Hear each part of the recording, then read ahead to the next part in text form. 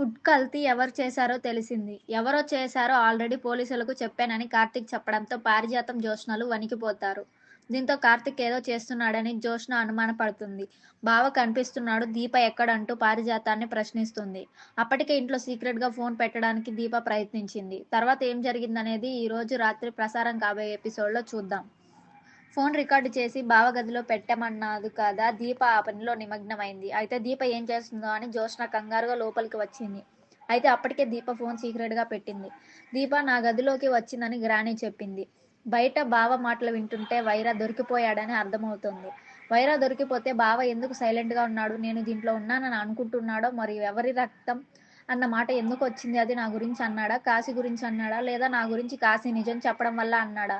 కాశీ నిజం చెప్పడు. వాడి మీద నమ్మకం ఉంది. వైరాని నేను మోసం చేస్తున్నట్టే నన్ను వైరా మోసం చేస్తున్నాడేమో అని జ్యోత్స్న అనుమానపడుతుంది. ఎందుకైనా మంచిది వైరాకు ఓసారి కాల్ చేసి మాట్లాడితే మంచిదని జ్యోత్స్న అతనికి కాల్ చేస్తుంది.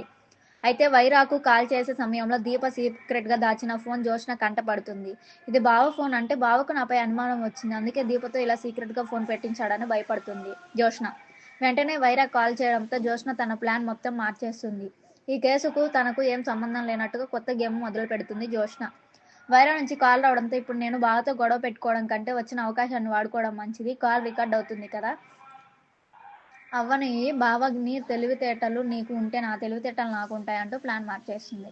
వైరా కాల్ లిఫ్ట్ చేసి హలో కాల్ చేసింది ఎవరని అడుగుతుంది జ్యోత్స్న. షాక్ అయిన వైరా ఎవరో తెలియని వ్యక్తి అన్నట్టుగా మాట్లాడతారేంటని అంటాడు వైరా.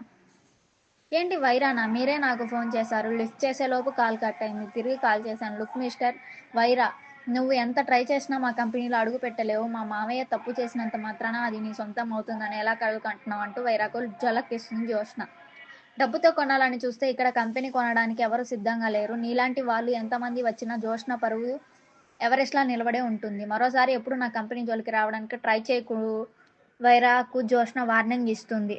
జ్యోత్స్న గేమ్ ప్లాన్ తెలియని వైరా కంగారు పడతాడు. ఇదంతా నేను తప్పించుకోవడానికి ఆడిన గేమ్ అని దీంతో ఈ కల్తీ ఫుడ్ కేసుకు తనకు ఎటువంటి సంబంధం లేదని జ్యోత్స్న అనుకుంటుంది.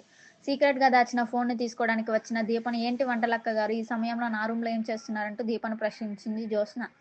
మిమ్మల్ని చూస్తుంటే ఏదో వెతుకుతున్నట్టున్నారు. ఏం వెతుకుతున్నారు? నిజాన్ని వెతుకుతున్నా అంటూ దీప జ్యోత్స్నకు సమాధానమిస్తుంది.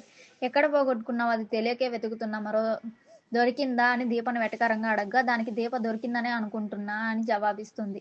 అనుకోవడానికి దొరికింది అనుకోవడానికి చాలా తేడా ఉంది దీప. చేపలు పట్టడానికి వల వేస్తాం.